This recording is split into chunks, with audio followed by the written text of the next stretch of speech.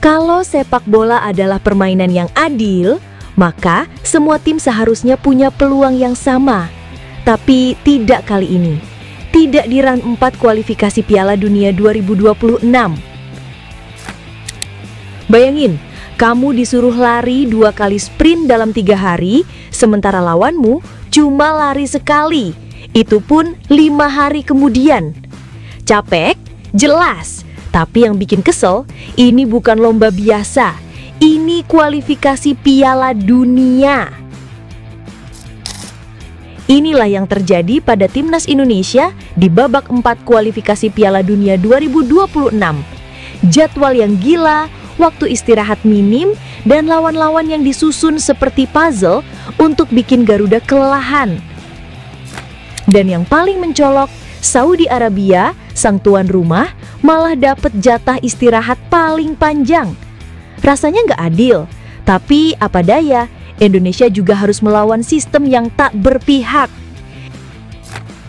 Yuk kita bongkar semua jadwalnya, dijamin bikin kamu gregetan.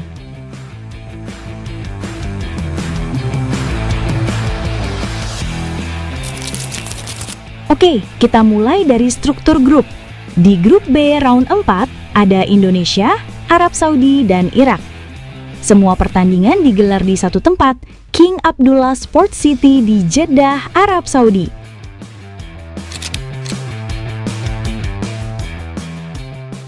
Lihat jadwal ini baik-baik ya. Indonesia main tanggal 9 Oktober pukul 00.15 waktu Indonesia Barat melawan Arab Saudi.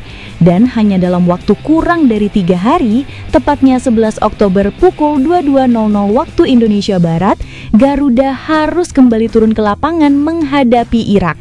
Sementara Arab Saudi, mereka main tanggal 9 Oktober lawan kita dan baru bertanding lagi 15 Oktober pukul 2.30 waktu Indonesia Barat.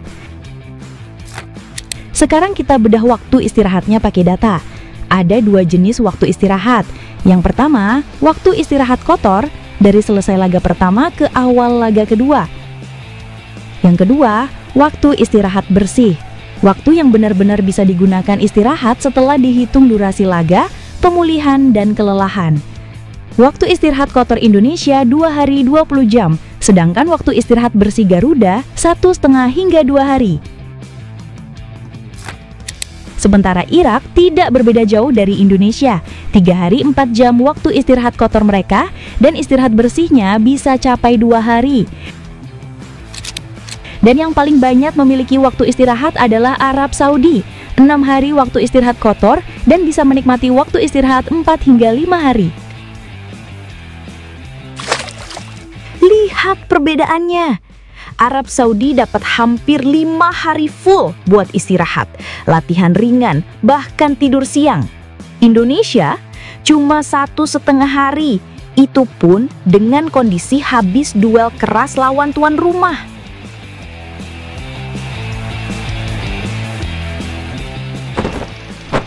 Ini bukan hanya soal sepak bola, ini soal keadilan.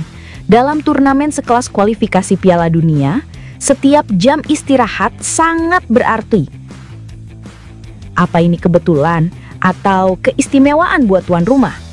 Tapi kita bukan tim cengeng. Indonesia bukan tim yang mundur karena ketimpangan.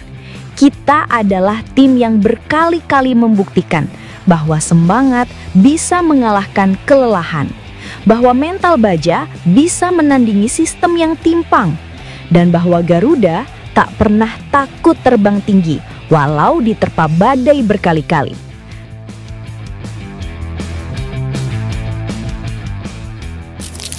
Kluivert mengakui bahwa Indonesia masuk ke dalam grup sulit di babak keempat kualifikasi Piala Dunia 2026 babak keempat. Tapi dia menegaskan peluang Indonesia tetap terbuka lebar. Saya merasa baik-baik saja. Sini merupakan grup berat, tapi kami akan bersiap sebaik mungkin untuk menghadapi tim-tim ini di atas lapangan, kata Kluivert di situs AFC.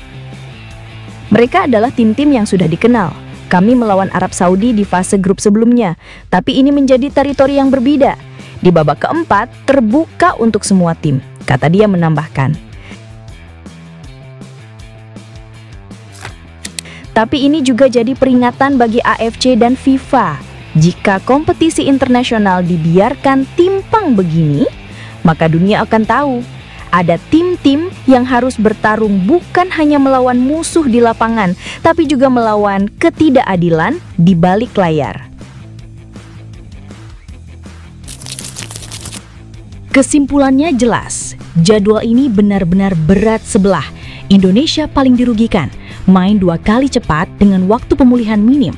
Arab Saudi paling diuntungkan, main pertama, lalu istirahat panjang dan nonton 2 rival saling bantai duluan.